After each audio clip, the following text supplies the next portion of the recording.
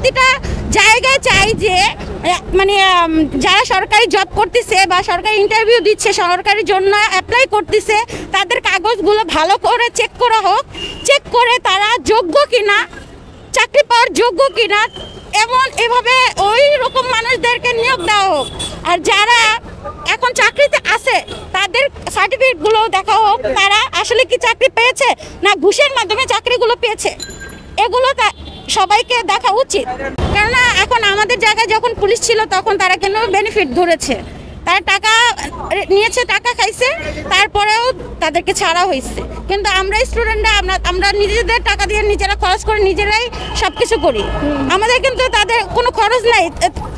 আমাদের খরচ আছে কিন্তু কোনো ড্রাইভারের কোনো খরচ নাই, তাদের খরচগুলো কিন্তু বেঁচে যাচ্ছে।